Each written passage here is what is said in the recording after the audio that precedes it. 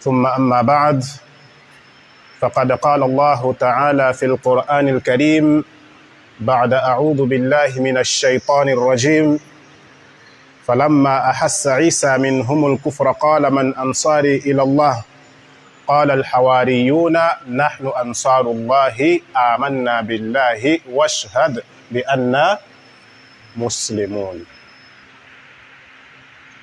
Respeitados irmãos e irmãs, primeiro louvar e agradecer a Allah subhanahu wa ta'ala por ter nos concedido mais um dia de vida, por ter nos concedido mais uma oportunidade de vida. Nós sabemos o que está a acontecer no mundo inteiro, muito em particular com os nossos irmãos da Palestina. Aquilo é um exemplo claro de que nada é nosso neste dunya. Há pessoas que ontem dormiram com as suas famílias e acordaram sem nenhum membro da família, estão sozinhos. Há pessoas que dormiram com os seus negócios e acordaram sem os mesmos.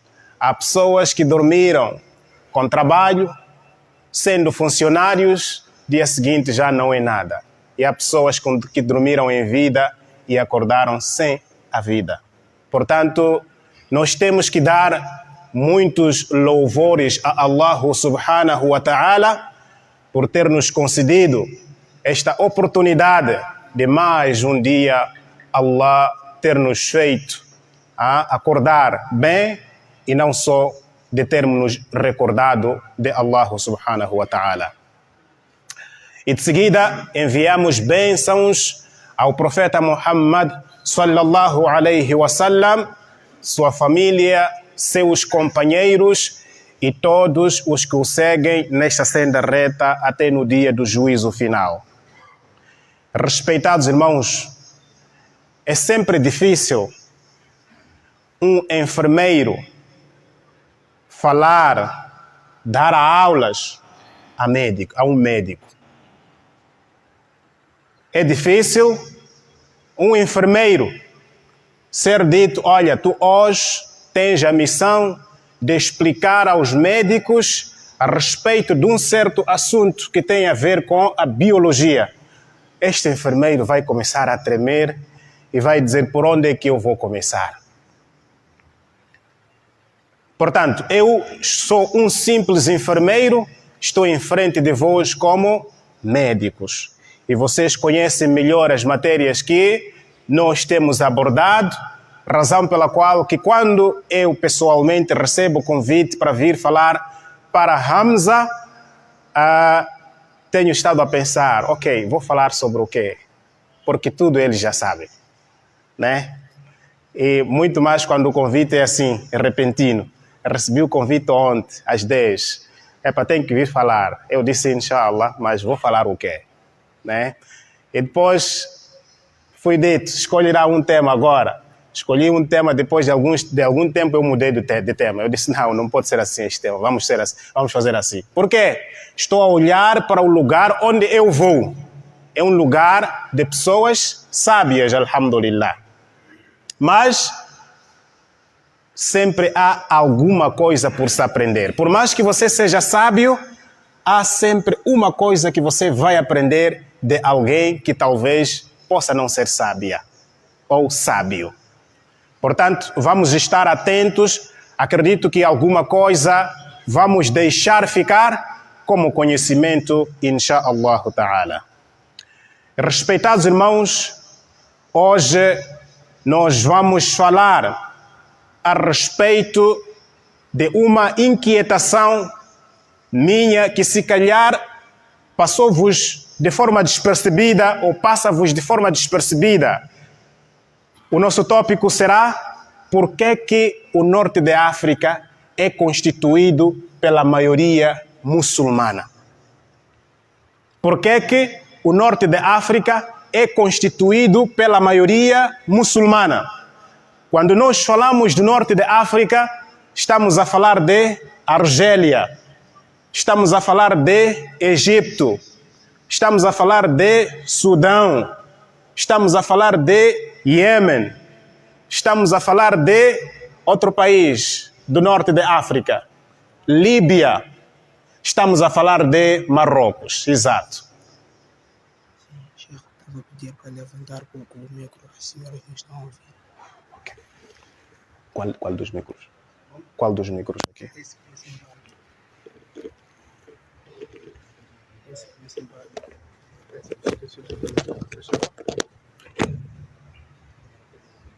Ok. Sim, eu penso que agora já conseguem ouvir bem, mas talvez vou criar outro transtorno por estar muito perto da boca. Sim. O eco não podia ser diminuído? Não?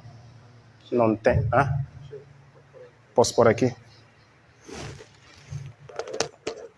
Aqui? Não aproximar muito. Ok, assim. Tudo bem. Portanto, estes países constituem o norte da África. E nós vemos que a percentagem de muçulmanos nestes países é estrondosamente maior. Egito, por exemplo, o censo não mostra bem, mas as percentagens dão-nos entre 90% a 80% de muçulmanos no Egito. É só para ver. Aliás, Egito até não é nada. Estamos a falar Iêmen ou Argélia é de 97,6%. Portanto, quase todo o país seria muçulmano. Então, por quê?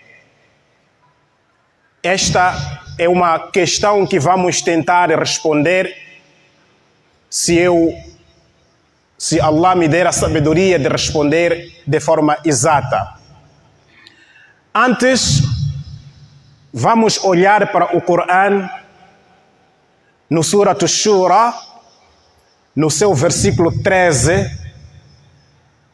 Allah subhanahu wa ta'ala, se eu falhar o ayah, vão me dizer, não tenham receio. Há uma vez, quando eu estava em Nampula, no Masjid Muhammad, eu li um certo ayah, está no Surat Al-Ma'idah. Eu disse, falamma tawaffaitani kuntu anta raqiba alayhim. Kuntu. Fui para o Masjid Abu Bakr, eu disse, falamma tawaffaitani kunta anta raqiba alayhim. Não me apercebi em Nampula. Quando vi em casa, abri vídeo, eu disse, mas eu disse kuntu, por que kuntu? É kunta, o ayah está escrito kunta. Então, como ninguém nos corrige quando estamos aqui à frente, acabamos cometendo atropelos. Portanto, como estou em frente de sábios, eu peço para qualquer altura que eu for atropelar o ayah, levantar o braço e dizer, este ayah não é assim, é assim. Vai ser sempre benéfico para mim, inshallah ta'ala. Porque o que nós estamos aqui a falar vai ficar para as outras gerações, né? Está sendo gravado isto, vai ficar para outras gerações. Eu estava a falar do Surat Ash-Shura no seu versículo 13. Allah subhanahu wa ta'ala diz, Ba'da a'udhu billahi minash shaitanir rajim, shara'a lakum minad dini ma wassa bihi Nuha, walladhi awhayna ilayka wama kama wassayna bihi Ibrahima wa Musa wa Isa an aqimu ad-dina wa la tatafarraqu.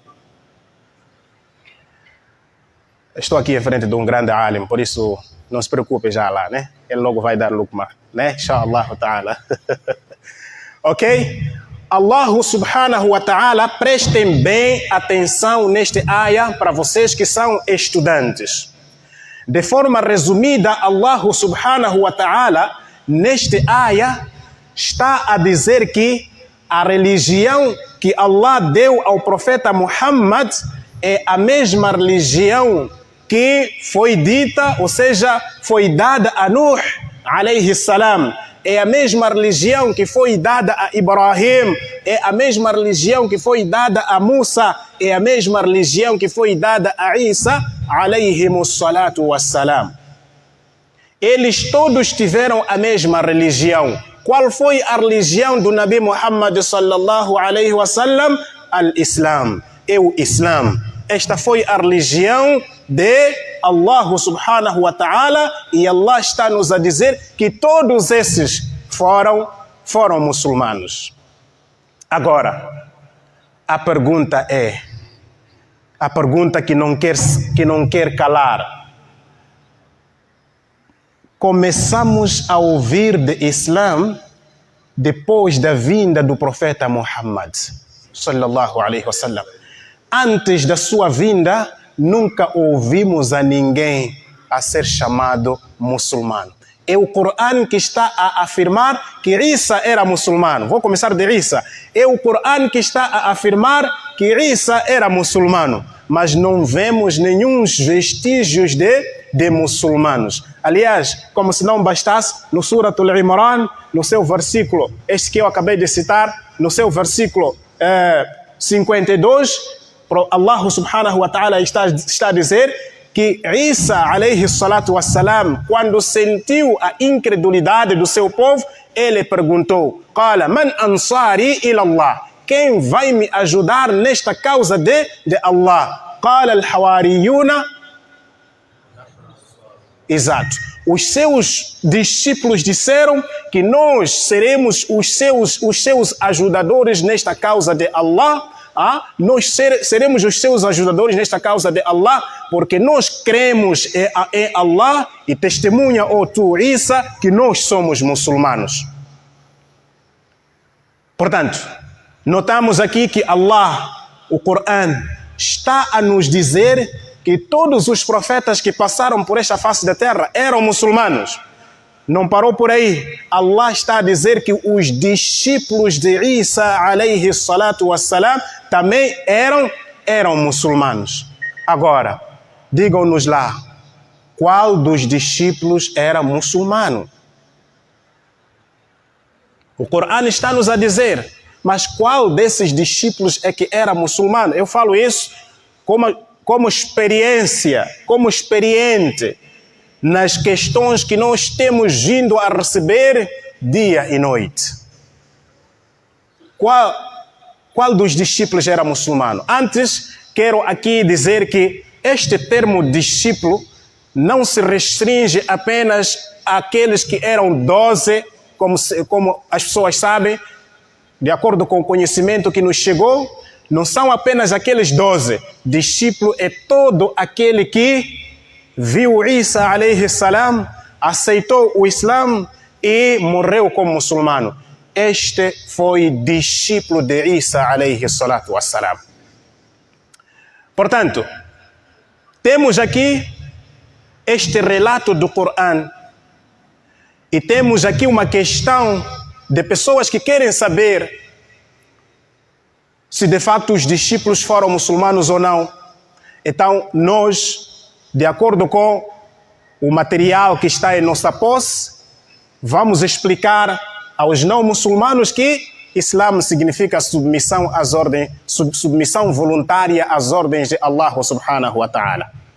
Sendo submissão voluntária às ordens de Allah, Isa veio cumprir as suas ordens ou veio cumprir as ordens de Allah? Veio cumprir as ordens de Allah. Os seus discípulos cumpriram com ordens deles ou com ordens de Allah? Neste caso, seguiram a Isa. Então, todos eles foram muçulmanos. Ok? Deixamos aqui. Agora vamos para a história. Recordando a todos vocês que o nosso tópico é por que o norte de África é constituído pela maioria muçulmana. Este é o nosso tópico. Prezados irmãos, nós sabemos que Isa alayhi salatu wassalam, de acordo com a história, o seu ministério, o seu da'wa, levou apenas 13 anos. Nestes 13 anos, Isa alayhi salatu wassalam, o que ele fazia era divulgar a mensagem de forma oral e as pessoas escreviam de acordo com a sua percepção. Por isso, quando falamos de Injil, não estamos a falar de um livro, digamos, físico que teve a presença na sua escrita, teve a presença e controle e fiscalização de Isa. Isso tem que estar claro e acredito que vocês, como estudantes, sabem muito bem disso. As pessoas escreviam a mensagem de Isa, que ele divulgava de forma oral, e cada qual escrevia de acordo com a sua percepção. Portanto, aliás, até porque queria dar o meu exemplo, né? O meu exemplo, nós estamos nesta caminhada já há 10 anos, mas ainda não temos um livro. Portanto, para se fazer um livro não é fácil. O profeta Muhammad levou 23 anos, não é? E nós hoje temos o Corão e Allah subhanahu wa ta'ala prometeu preservar ou guardar este mesmo Corão. Portanto, a missão de Isa foi muito limitada, 3 anos apenas. Quando ele sai deste dunya, quando ele sai deste mundo, aqueles que receberam, ouviram de forma direta com Isa, cada qual relatava a informação de acordo com a sua percepção. Isto acontece conosco. Muitas das vezes a gente recebe informação de alguém, se formos a perguntar, cada um vai contar do seu jeito. Epa, eu percebi assim. E foi assim. A mensagem de Isa, os seus companheiros, os seus contemporâneos, aqueles que estavam no seu tempo, perceberam a mensagem, cada um da sua maneira. Portanto, quando queria, ou seja, quando fosse a vez de se, digamos, conciliar os ensinamentos, via-se que cada um está a abordar o ensinamento do seu jeito. Então, o que aconteceu? As autoridades religiosas naquele tempo disseram, olha, como há muito problema, o que nós podemos fazer é, na Matola, nós vamos eleger fulano X, vai estar a ensinar de acordo com a percepção do líder daquela área, a mensagem de Isa. No Maputo, vamos lecionar, vamos ensinar a mensagem de Isa de acordo com a percepção daquele líder lá, que é para não criar conflitos, não criar confusão, porque nós todos cremos que Isa, alayhi salatu wassalam, foi profeta de Allah. Então, vamos harmonizar as coisas desta maneira. Então, prontos, as coisas começaram a andar do jeito como havia sido decretado. Cada um ensinava ensinamento de Isa, mas do jeito como percebera. Desta feita, os evangelhos eram muitos. Há quem fala, de acordo com a história, há quem fala que eram 4.000 evangelhos. E há quem fala que eram 300 evangelhos. Respeitados irmãos, por isso que eu disse que, na verdade, há sempre uma coisa que a gente acaba aprendendo.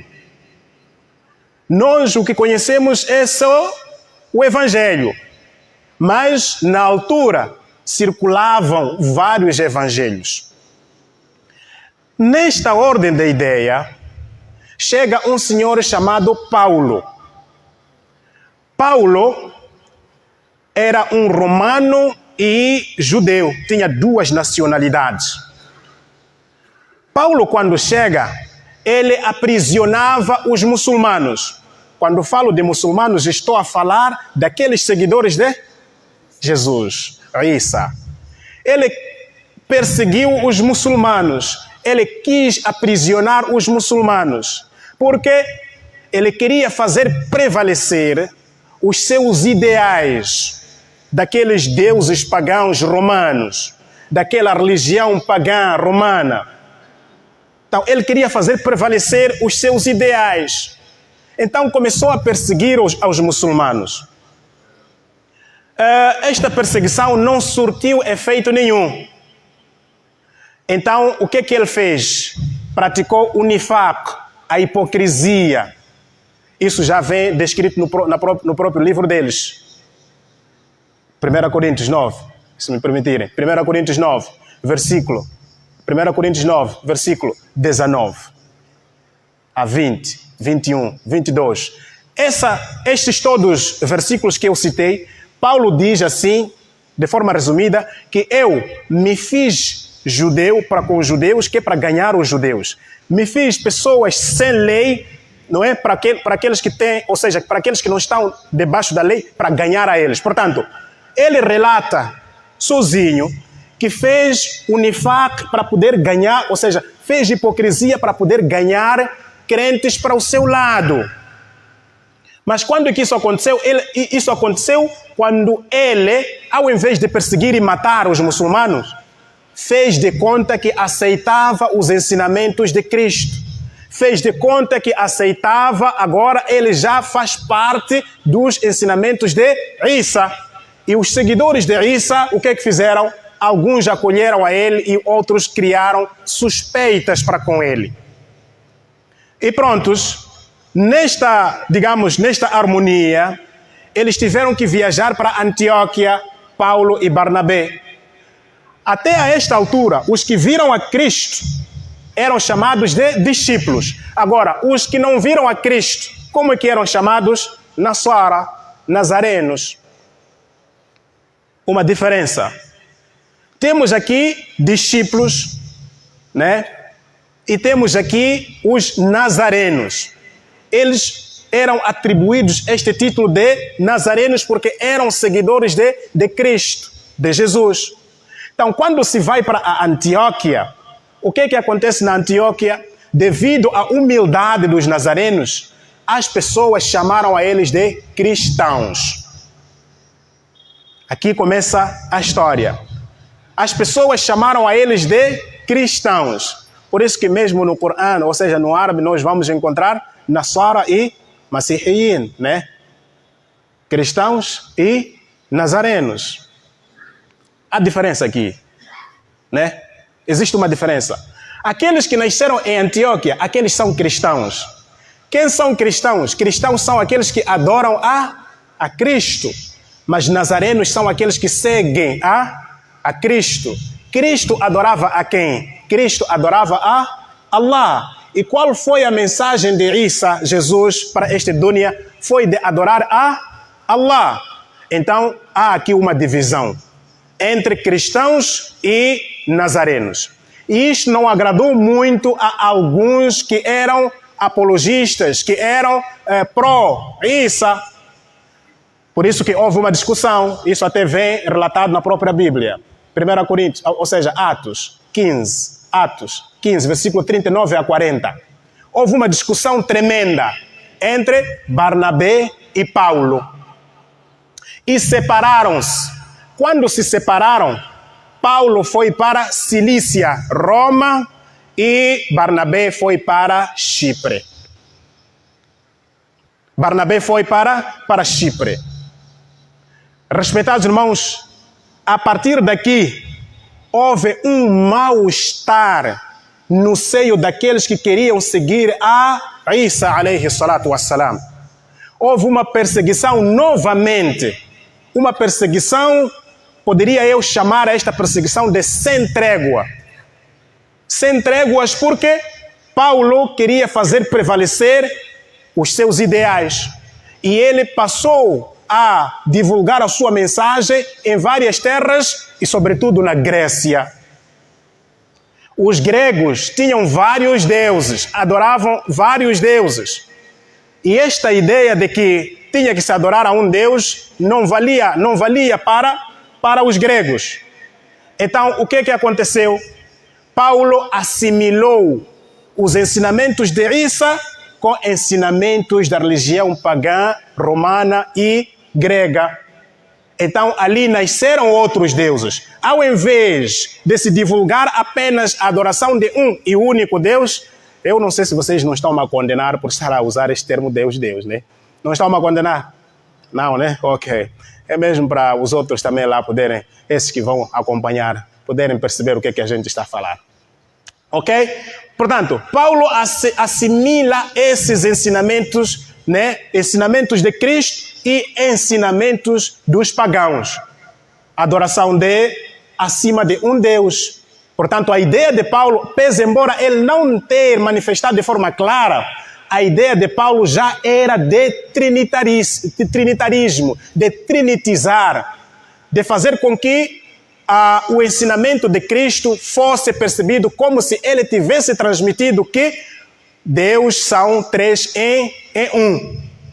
Então, isto criou um mal-estar naqueles que eram seguidores, de verdade, de Isa, alayhi salatu wassalam, de Jesus Cristo. E empreenderam perseguições que era para todos eles poderem acreditar no trinitarismo. Agora, não surtiu efeitos como o Corão nos conta, que os discípulos disseram que nós seremos os seus ajudadores, ou Isa. Nahnu ansarullah, nós iremos te ajudar na causa de Allah. Esta perseguição do tempo de Paulo não teve êxitos, mas ele, assim como os seus seguidores, não pararam de o fazer. Paulo morreu e pronto, só para podermos correr com o tempo, apareceu um outro tempo, estamos a falar já dos anos 200 e tal, do século II. Mas esta ideia ainda existia e existiam já os seguidores de Paulo. Aparece agora um senhor chamado Constantino. Wallahi, o tempo é muito curto. Aparece agora um senhor chamado Constantino. Constantino é um senhor que estava em Roma, um imperador. Só que lá ele cometeu alguns crimes. Matou o filho e matou a esposa. Refugiou-se para o bizantino. Refugiou-se para o Bizâncio, um país que foi fundado, ou seja, uma cidade que foi fundada em 657, isto na Turquia, agora chama-se Istambul. Portanto, o imperador romano vai para, ou seja, o Constantino vai para lá e batiza aquela cidade com o seu nome. Passou, para além de Bizâncio, passou a ser chamada aquela cidade de Constantinopla. Nome dele. E pronto, ele, porque estava a fugir de uma confusão, aliás, importa referir que este crime que ele cometeu em Roma, ele foi para os padres pagãos para pedir a remissão, para dizer que, olha, eu preciso ser perdoado. Os padres pagãos disseram para ele que não é possível você ser perdoado. E quando ele vai para Istambul, quando falo de Istambul, porque é o nome atual, usado atual. Antes foi Bizâncio, depois foi Constantinopla, depois, agora é o quê? Istambul, certo? Quando Constantino vai para Istambul, encontrou esta confusão entre os seguidores de Isa e os seguidores de Paulo, muçulmanos e cristãos. E Constantino queria ganhar a sua credibilidade. Procurou saber com os seguidores cristãos. Quando falo de seguidores cristãos, eu quero que vocês percebam que são seguidores de Paulo. Quando falo de muçulmanos, quero que vocês percebam que são seguidores de Isa. Estamos juntos? Paulo, seguidor de... Ou seja, cristãos, seguidor de... muçulmanos, seguidores de Isa, certo? Portanto, quando Constantino chega em Istambul, ele harmonizou-se, ou seja, encontrou este conflito entre cristãos e muçulmanos. Sendo assim, ele teve que se aliar aos cristãos. Perguntou a eles se o seu crime teria perdão diante de Deus. Os cristãos disseram para ele que sim, senhor, o seu crime tem perdão. E ali ele ganhou esta credibilidade. Agora, como recompensa, ele queria, ou seja, ele deu mais força aos cristãos para perseguirem os muçulmanos. Sendo assim, os muçulmanos, naquela altura, obviamente que tinham que usar aquilo que estava ao seu alcance, que era para lutar, ou seja, resistirem contra esta ordem de Constantino e contra os cristãos. Respeitados irmãos, também houve muito derramamento de sangue.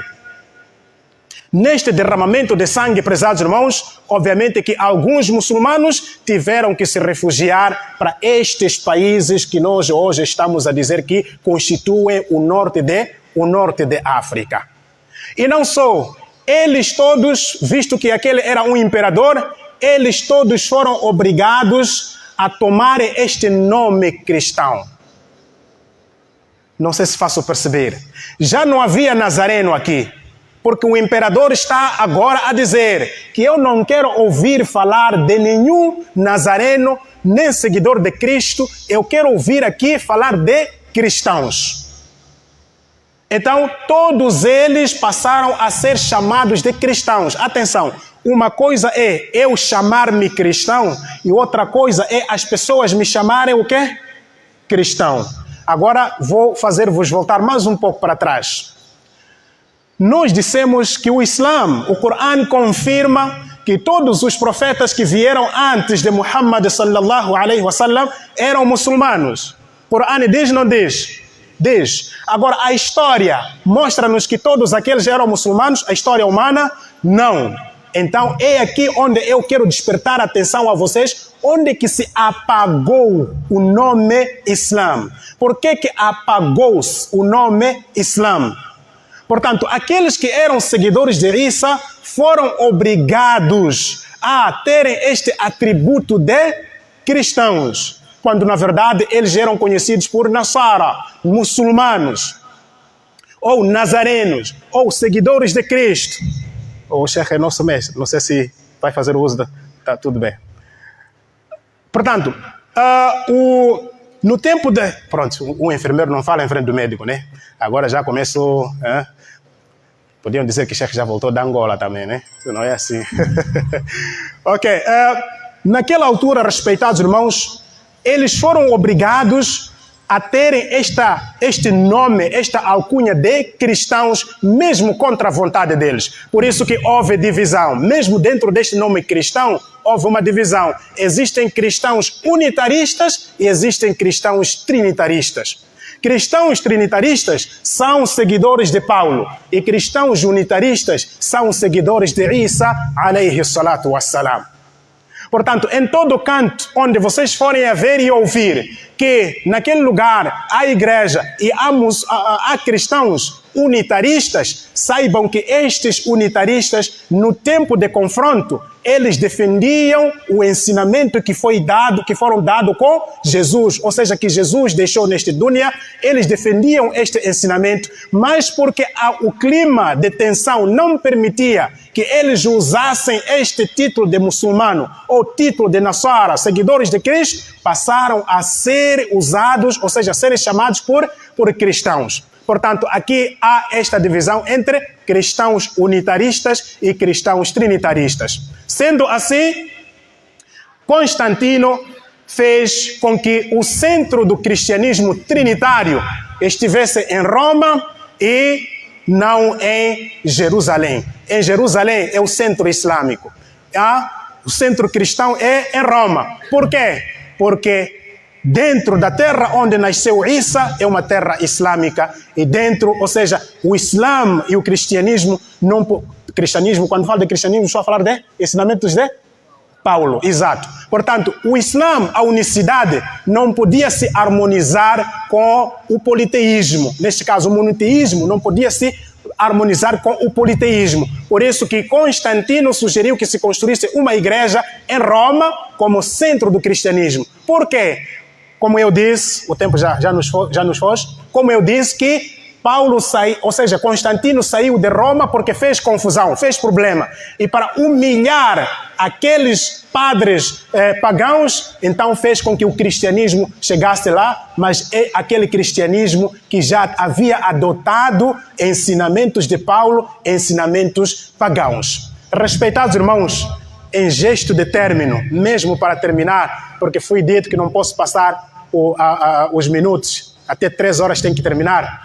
Por que eu trago esta passagem? Ou seja, queria explicar também a algumas pessoas que talvez estão com alguma confusão nas suas cabeças.